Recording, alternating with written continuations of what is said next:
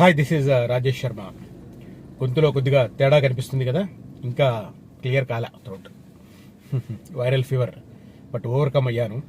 2 రోజులు కొద్దిగా టెన్షన్ పడ్డాను, ఎందుకంటే నాకు ఇంకా మళ్ళీ కరోనా డేస్ గుర్తొచ్చాయి. ఆ రోజు ఏమేమైతే సిమ్టమ్స్ కనపడ్డాయో, థ్రోట్ ఇన్ఫెక్షన్ కానీ, బాడీ పెయిన్స్ కానీ, వాటిలో ఆల్మోస్ట్ సగం లక్షణాలు ఉన్నాయి. కొంపదీసి మళ్ళీ కరోనా వచ్చిందా అని.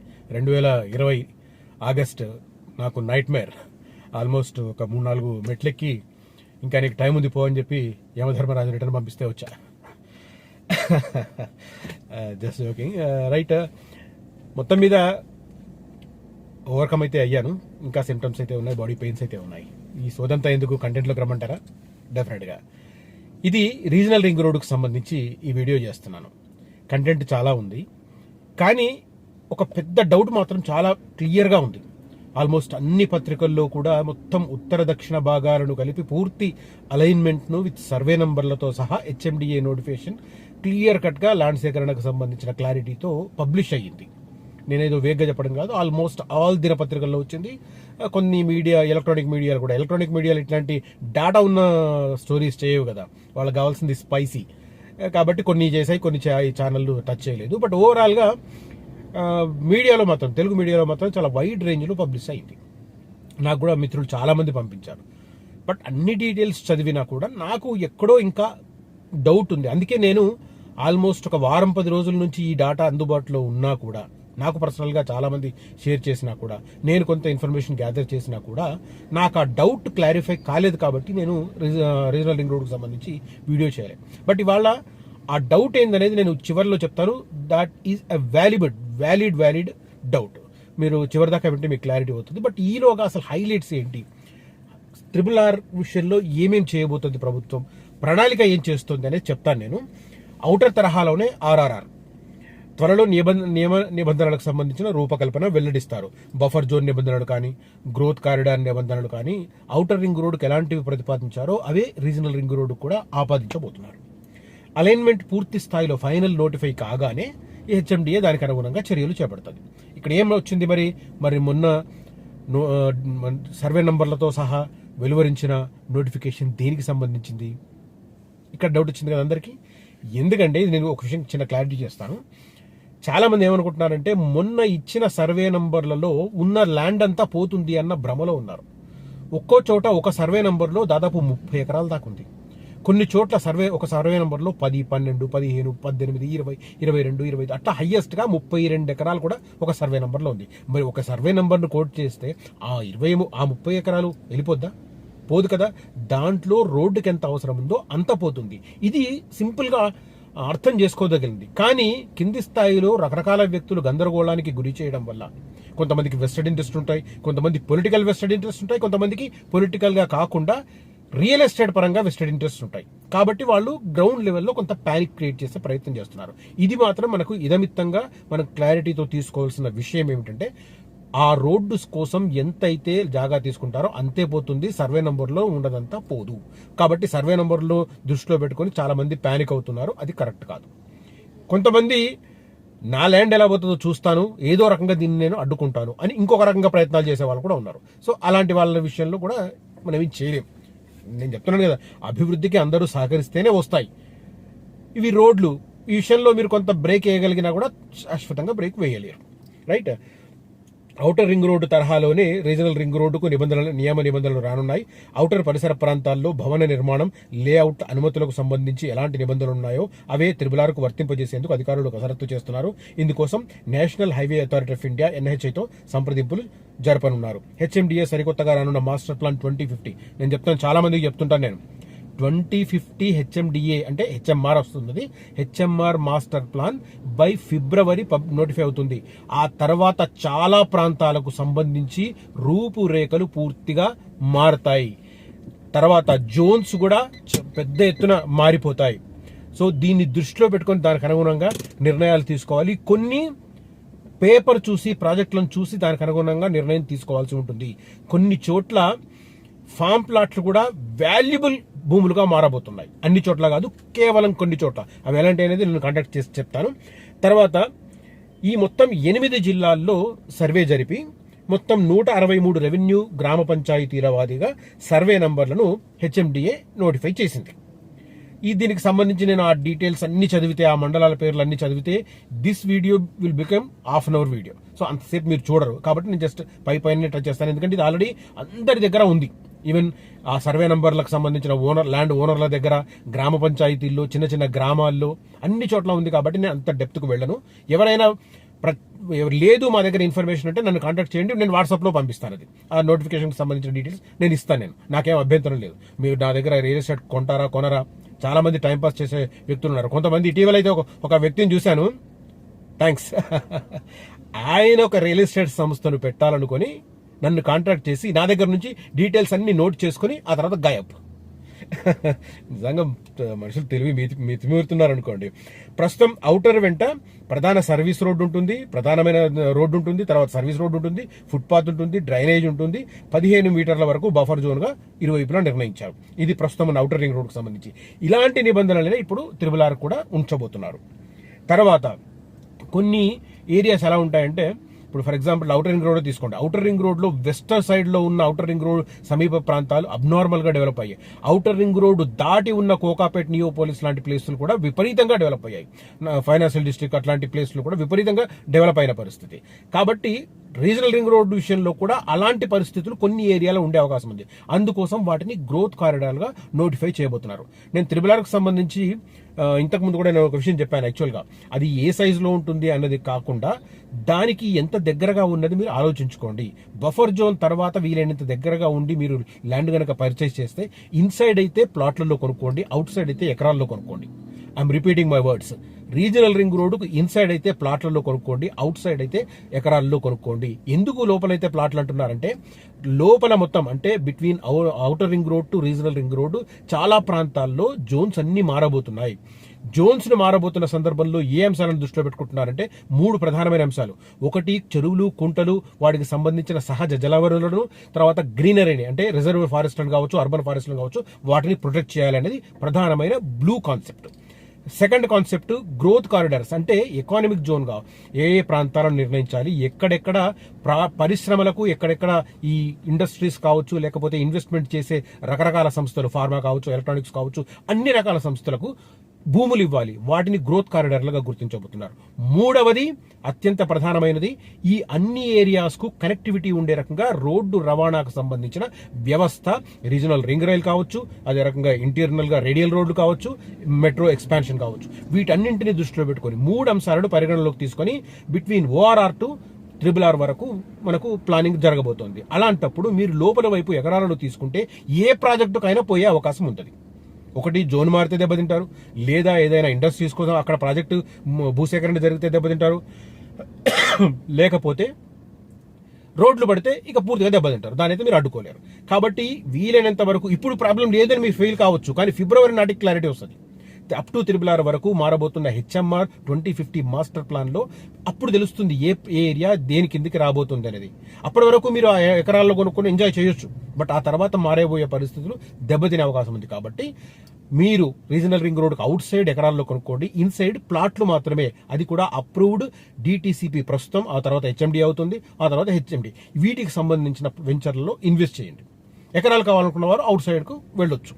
కొంతమంది అదే నమ్ముకుంటారా, మీ ఇష్టం, నాకేమీ అభ్యంతరం లేదు. జస్ట్ ఒక వార్న్ చేస్తున్నాను అంతే, ఎందుకంటే ఒక మెసెంజర్ లాంటి డ్యూటీ నాది కాబట్టి నేను అది మాత్రమే చెప్పగలను.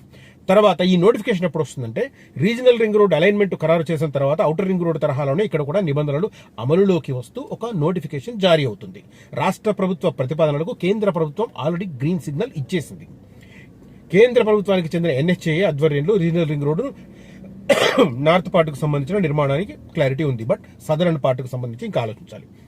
తర్వాత మాస్టర్ ప్లాన్ 2050లో భాగంగా మనందరికీ తెలుసు 2013లో 2031కి సంబంధించిన HMDA ప్లాన్ వచ్చింది. కొంత HMDA అవగాహన ఉన్న వాళ్ళకి తెలుస్తుంది, అవగాహన లేని వాళ్ళకి సంబంధించి నేను చెప్పట్లేదు, అవగాహన ఉన్న వాళ్ళకే చెప్తున్నాను.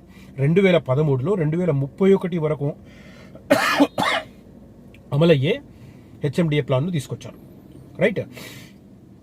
ఆ తర్వాత ఔటర్ రింగ్ రోడ్డును గ్రోత్ కారిడార్ గా పొందుపరిచారు. దాంట్లో ఈ కారిడార్ లో ప్రత్యేకంగా జోనల్ వ్యవస్థ ఉంది. మాస్టర్ ప్లాన్ లో కూడా ఔటర్ కు ఇరువైపులా 30 కిలోమీటర్ల దూరంలో రీజనల్ రింగ్ రోడ్డును కేవలం 100 అడుగులతో ఉండే విధంగా మ్యాపింగ్ చేశారు. చివరికి ప్రత్యేక జోన్ వ్యవస్థతో మాస్టర్ ప్లాన్ లో రీజనల్ రింగ్ రోడ్డు లేదు. కానీ ఈ ఏడాది చివరి వరకు ఆ మాస్టర్ ప్లాన్ లో కూడా ఈ రీజనల్ రింగ్ రోడ్డు కలపాలని నిర్ణయం తీసుకున్నారు. ఇప్పుడు జరుగుతున్న ఎక్సర్సైజ్ రీజనల్ రింగ్ రోడ్డును, ఔటర్ రింగ్ రోడ్డును దృష్టిలో పెట్టుకుని హెచ్ఎంఆర్ మాస్టర్ ప్లాన్ రూపకల్పన జరుగుతుంది. దాని వెంట త్రిబుల్ వెంట బఫర్ జోన్, గ్రోత్ కారిడార్ తో పాటు ఇతర అభివృద్ధి పరమైన ప్రణాళికలకు హెచ్ఎండిఏ రూపకల్పన చేస్తుంది. ఇది ఇన్ఫర్మేషన్.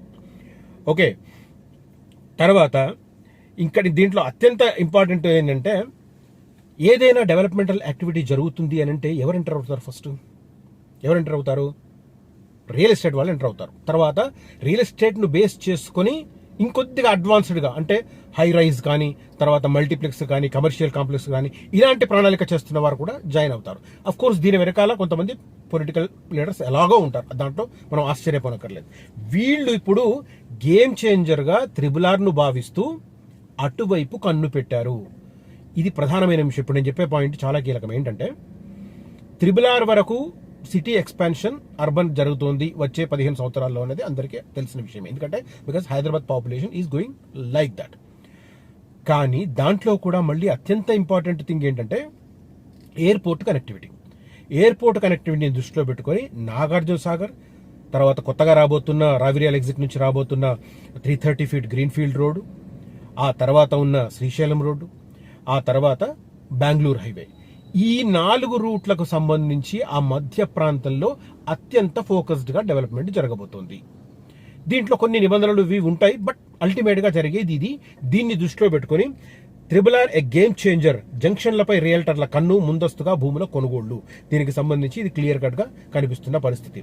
ఆర్థిక అభివృద్ధి అత్యంత వేగంగా డెవలప్ అవుతున్న ఉద్దేశంతో రంగారెడ్డి జిల్లాలో రూపొందబోతున్న 4th సిటీకి సైతం త్రిబుల్-ఆర్తో మహర్దశ పట్టబోతోంది.